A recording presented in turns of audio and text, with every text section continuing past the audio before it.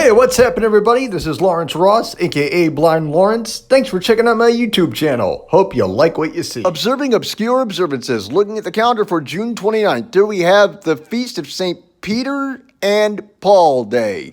The Feast of Saints Peter and Paul is a liturgical feast that honors the martyrdom of Peter and Paul, two of the most well-known saints who helped spread Christianity in its early days. They began being celebrated in the centuries immediately following their death. By some accounts, they were both killed on the same day in 67 CE, and the feast day takes place on this anniversary. Other accounts say Peter was martyred in 64 CE, while Paul was killed in 67 CE.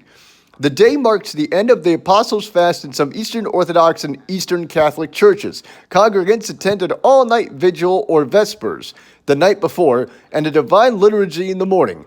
In the general Roman calendar, it is a celebration of solemnity, a solemnity being a feast of the highest rank. It is a holy day of obligation in some parts of the Western Church, meaning Mass should be attended. This is the case in countries such as England, Scotland, and Wales, but not in the United States or Canada. It is observed in Rome, where Peter and Paul are patron saints. There, the Pope leads rituals and puts a pallium, a woolen cloak, on those who became archbishops the previous year.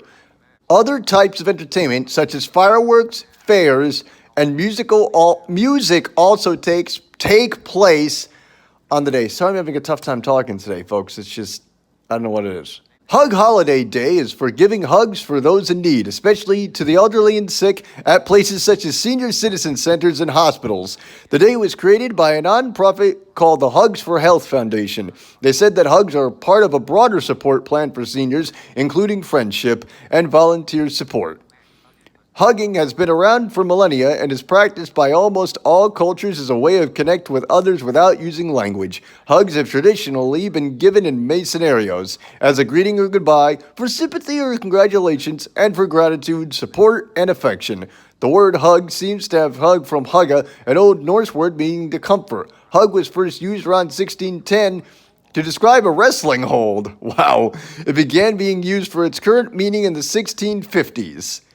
Hugs may release a hormone called oxytocin into the bloodstream. This hormone, produced in the pituitary gland, helps lower blood pressure, heart rate, and the stress hormone cortisol. It also reduces anxiety, improves mood and memory, and increases bonding and closeness. Those who hug often tend to have increased empathy for others. In order for hugs to be beneficial, those participating must trust each other and both want to hug. Otherwise, the opposite effect happens and cortisol levels rise, causing stress.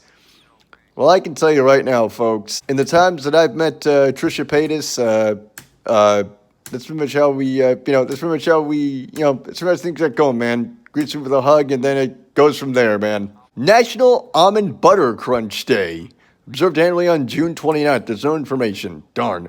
National Camera Day, observed annually on June 29th. No information. Darn.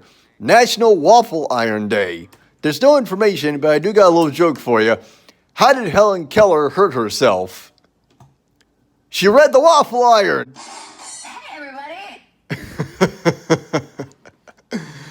Now, I can get away with jokes like that. Why? Because I'm blind. I can get away with jokes like that. So there you go.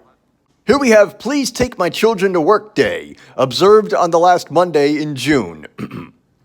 First celebrated in 2003, Please Take My Children to Work Day was created for part-time and full-time stay-at-home moms by Jen Singer of mamasaid.net. Tired and overworked, sometimes laboring 100 hours a week, stay-at-home moms rarely get a day away from their routines. Worse yet, many people perceive them as not working at all, as they don't get paid for what they do. Singer created the tongue-in-cheek name day in part to change that perception. She did not want the day to be offensive to working mothers, but she thought there already was a consensus that they worked hard and didn't think the same belief was attached to stay-at-home mothers.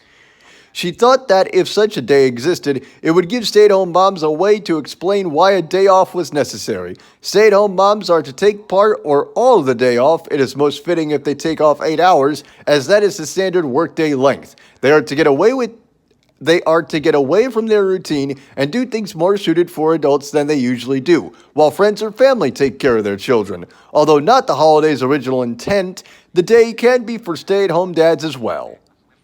And that's nice, hey, we all need a day off, we all need a day off. World Scleroderma Awareness Day. Basically, scleroderma, it's a skin disease. It makes the skin hard. And if left untreated, it can really mess you up. And that's the end of the video. I'm Lawrence Ross. Thanks so much for watching. Hope you like what you saw.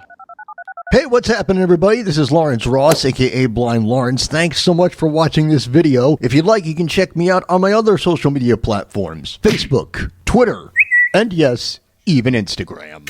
That does not make sense. All ending in /Blind Lawrence. Cute.